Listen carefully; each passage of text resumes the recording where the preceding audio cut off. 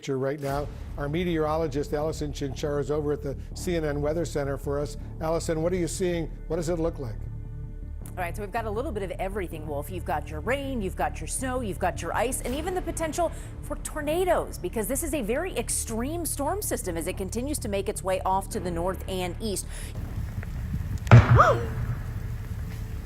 That was some crazy video that I shot this morning in Jasper County as a tree branch came crashing down onto power lines, causing a small... Breaking developments across the United States as Winter Storm Fern unleashes its most intense phase. Texas and Pennsylvania have activated red level alerts and emergency protocols amid catastrophic conditions.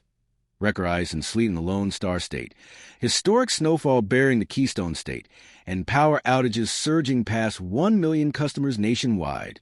From thunderous freezing rain in Texas, causing thunder ice and widespread blackouts, to double-digit snow accumulations in Pennsylvania, triggering avalanches and travel bans. This expansive storm has affected nearly 200 million people across 24 states. Right now across portions of Boston, Baltimore, Pittsburgh, Philadelphia, even across Youngstown, Ohio. Stretching down to the south, we're starting to see those temperatures warming back up. So the change over into rain for some folks in Alabama and Georgia and even Florida. But you've also got some thunderstorms down across the extreme south. This is where we have the potential for tornadoes going through the rest of the afternoon and early evening. This tornado watch is in effect until 6 p.m. Central Time today, as we could expect some of those stronger thunderstorms along the southern fringe of that line. Farther north, though, those temperatures are much cooler. That's why you're getting more of the winter precipitation. You have several still that are kind of right there along that freezing mark, so it's a little bit of a mix. Sometimes snow, sometimes freezing rain or sleet. But farther north, where the temperatures are well below freezing, this is where we're getting the snow. And that dark purple color, that's where you're talking about the incredibly heavy bands of snow. This ice onslaught comes with deadly risks: hypothermia, carbon monoxide from generators, heart attacks during shoveling, icy crashes, and falling trees, with confirmed fatalities climbing nationwide. Take a look at this live look at Dallas from our affiliate KTVT. Near Pittsburgh, the heaviest snow is yet to come, but forecasters say some areas could see a foot of snow before the storm tapers off tomorrow. This is what people awakened to this morning in Austin, Texas. Ice and snow blanketing the city as the worst of the storm blew through the region overnight. In Florence, Alabama, first responders found themselves in need of help. Their fire truck slid off the ice-covered road. No one was hurt, and an industrial tow team was able to pull it free. In the south, freezing rain has been the big problem. This is Clarksville, Tennessee. The state has seen more than ½ an inch of ice, causing widespread power outages. Indeed, across... In Texas, the storm delivered a rare mix of heavy sleet and freezing rain overnight, coating Austin and Dallas areas in thick ice that snapped lines and left tens of thousands without power amid thunder ice phenomena with lightning strikes. Covered in a thin layer of snow, but underneath it is that hard, rock solid, hard ice. And that has been the main problem for so many drivers. I want to show you this video. I know Ginger just talked about it, but since we are in that area where all of this just happened last night, fans were stranded. Cars backed up along the eastbound Woodall-Rogers Freeway here in downtown after the Mavericks game against the Lakers. And law enforcement all across the state, they have been responding to dozens of crashes, including this one involving a snowplow and a semi-truck. The bitter cold has also been taking a toll beyond the roads. Just north of here in Trophy Club, a 14-inch water main ruptured, flooding streets, forcing crews to shut down service, even as they scrambled to... Emergency vehicles lost control on untreated ice in southern regions, mirroring Texas hazards where black ice on highways caused pileups and stranded motorists during the freeze. Right here in Jasper, I'm 12 News reporter Spencer Plato, and I've been in Jasper all weekend long covering the winter storm as it rolls through southeast Texas, and I'm standing outside where that video was shot. Now, this is a common story across Jasper County and other counties across southeast Texas as thick ice has weighed down tree limbs, causing them to snap, falling onto power lines and even onto homes, and some roofs are even damaged from this impact. Now, I spoke with County Judge Mark Allen, who says power outages are a main concern right now as the county is prepping for more outages this evening as temperatures begin to drop. And with wind picking up, officials are worried ice-covered trees and branches could continue to fall. Judge Allen is asking residents to report outages directly to the electric company and reminds the public that warming shelters are still open as conditions worsen. Now, there there are 2 warming shelters in Jasper County, one here in Jasper at the Nehemiah Family Life Center, the other at the Buna Fire Department. Texas highways turn treacherous with ice accumulations up to half an inch or more, halting traffic and contributing to the state's share of national outages, nearing 100,000 at peaks. Pennsylvania faced record-breaking snow, with areas like Midland seeing 15 inches and central regions double digits, prompting red alerts for travel bans and emergency declarations statewide.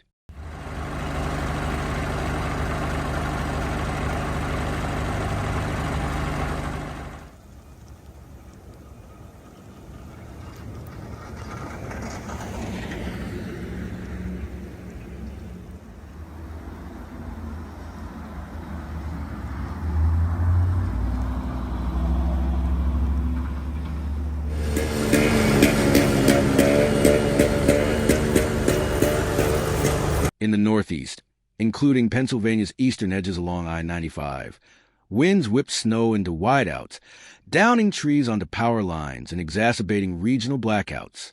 Kentucky, a place more familiar with roses and bluegrass than ice and blizzard conditions. Derek Van Dam, our meteorologist, is there. What's the latest, Derek?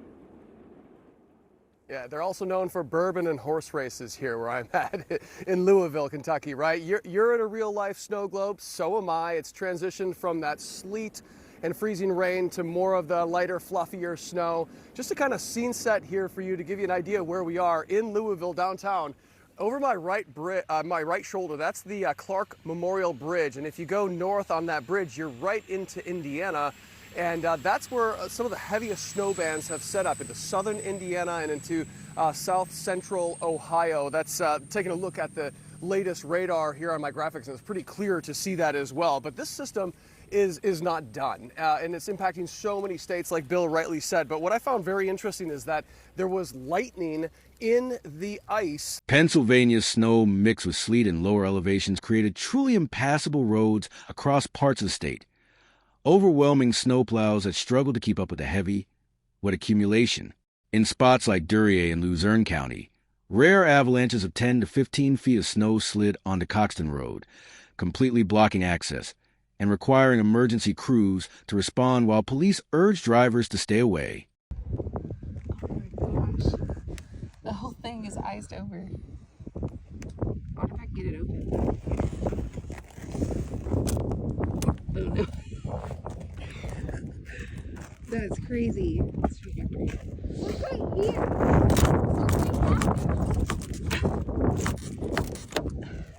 There's a gap. Oh my, it's stuck. Uh-oh. Look at the ice, you see it breaking.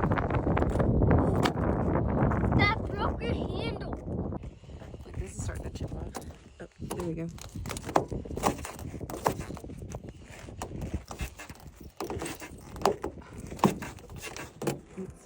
I guess it's frozen up. Yeah, this is where it's frozen. Look, it's cracking a little bit though.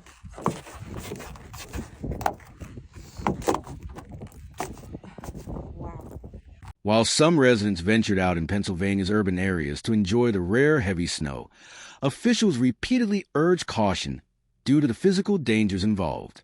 Shoveling incidents proved fatal, with 3 people aged 60 to 84 suffering cardiac-related medical emergencies while clearing snow in Lehigh County on Sunday, January 25th, which proves the risks of overexertion in extreme cold.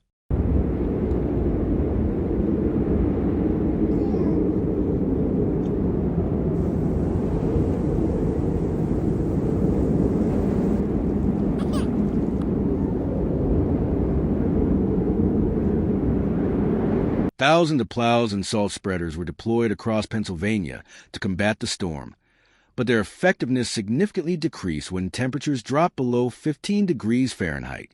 At such low levels, the brine solutions used to melt snow and ice simply froze on contact or failed to work properly against the deep, record-breaking accumulations that piled up quickly. still ongoing this morning, and the power outages are mounting. More than 80,000 here in Texas, 70,000 customers in the dark in Louisiana, with crews waiting for conditions to improve so that they can get the bucket trucks in the air to get the lights back on. But for so many Texans, this cold reignites memories of that deadly 2021 ice storm that collapsed the state's power grid. State leaders say this time is different. The grid is holding, but the message is clear this morning. Stay off of the roads. The storm may have moved out, but the ice is still sticking around, Gio. And that ice. The storm's wide temperature gradient produced heavy ice accumulations in Texas' southern plains, where freezing rain coated surfaces, while northern areas like Pennsylvania received heavy snow.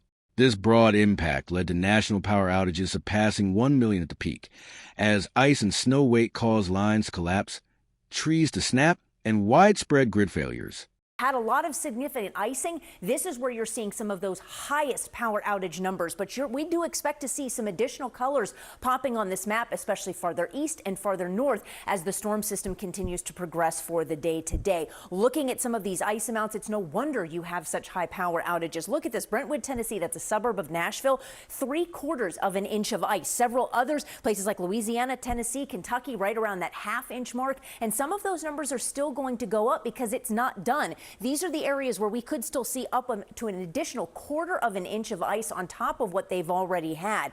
Now, for the rest of the day today, the focus is really going to be the southeast, the mid-Atlantic, and the northeast before the system as a whole begins to finally wrap up by the time we get to Monday morning.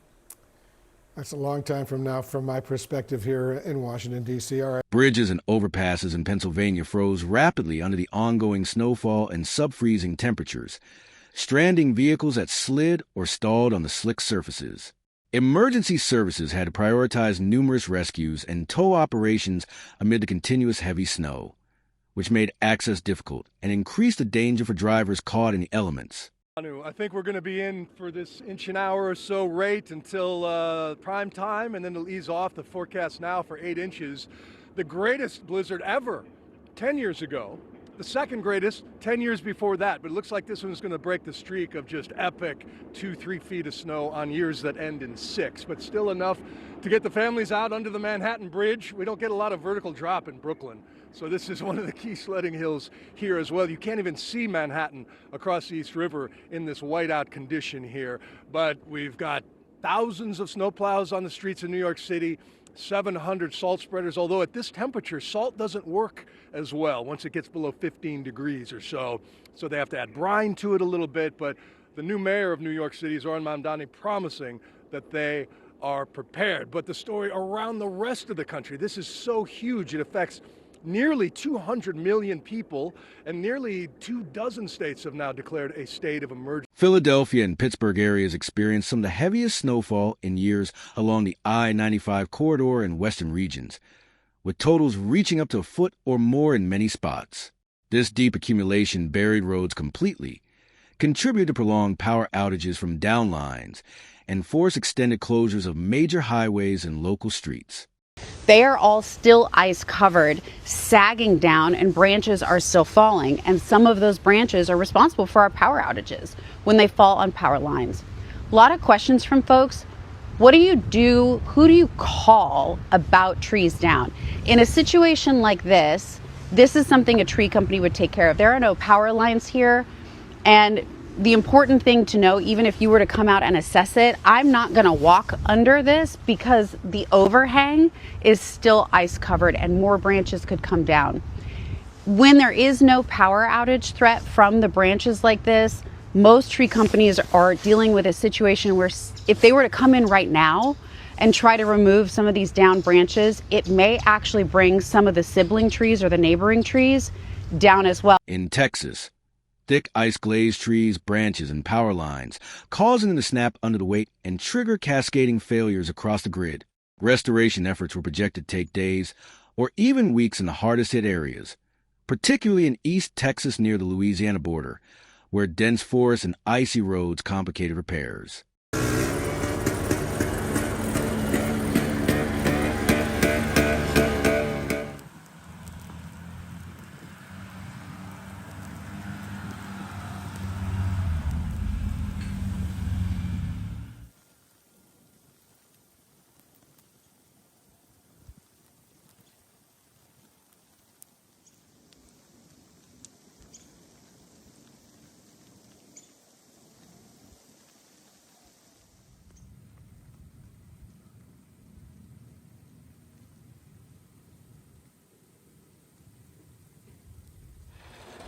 Pennsylvania residents in some neighborhoods ventured onto local hills for sledding during the heavy snow event, providing brief moments of fun amid the storm. However, this joy stood in stark contrast to the serious risks of prolonged exposure to cold and potential structural damage from the immense weight of snow on roofs and trees.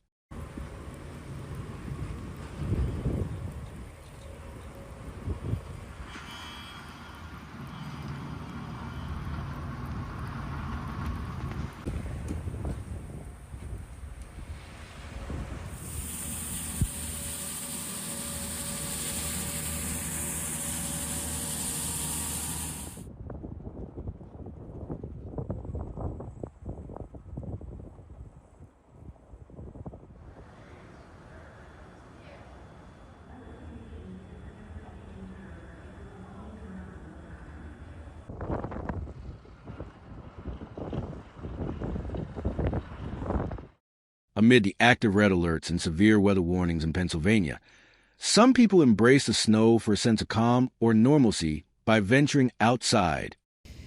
Well, Wolf, I just want to show you very quickly. If we turn around right now, I know you're a Buffalo guy, but people are out here enjoying the conditions. This guy just strapped on his skis and is going for a walk in Central Park.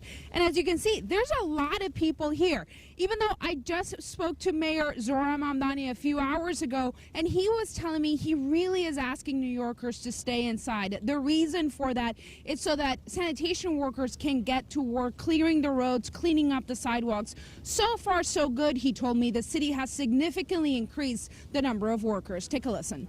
We had initially had 2,000 DSNY workers for every 12-hour shift. That's now gone up to 2,500 people per 12-hour shift. We're seeing a lot of their work in advance of the storm being critical in helping us meet this moment. We are frankly seeing too many New Yorkers still out on the roads. That's actually impeding the ability for sanitation to meet this moment. So the more people stay home, the more work our city workers can actually get done. Officials strongly stress the need to stay indoors, warning that going out could impede plowing operations, increase accident risks, and heighten the chances of hypothermia in the bitter conditions. Canopy that's still in place. Now that changes if a power line has been impacted or if a branch is like imminently going to hit one of those power lines. That's a 911 issue. That's something that the power companies and emergency officials need to know about and address. Of course, you always assume any lines down anywhere are live. You stay away from those. That's something emergency crews need to address. It will take time for the ice-covered branches to melt, for these trees to get some relief from the weight that they're carrying right now. So at this point, our job, your job, is don't park under them, don't stand under them, don't walk under them. If they do fall, you have to assess the risk that's above you before you attempt any cleanup. The great thaw is the real issue here, and unfortunately, that's not coming anytime soon this week. So some vigilance and really prioritizing what our first steps are. So what we want. From Texas' widespread ice nightmare, with thunder and lightning accompanying freezing rain, to Pennsylvania's record snow accumulations in places like Pittsburgh, 11.2 inches, and higher in western counties, winterstorm for an overwhelmed electrical grids nationwide. Over 1 million customers were left in darkness at the peak, and travel came to a near standstill across affected regions.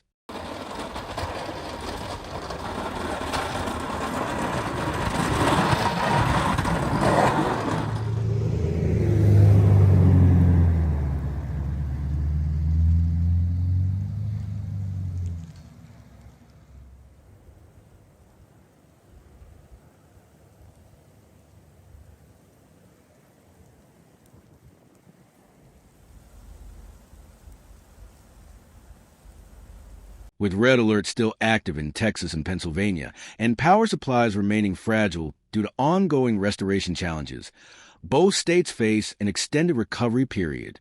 Residents should conserve energy where possible, avoid unnecessary travel on hazardous roads, check on neighbors, especially the elderly or vulnerable, and treat the lingering cold and potential ice as life-threatening conditions. Remember, we will prevail over this winter storm together. Kindly hit subscribe and share this video to enlighten others.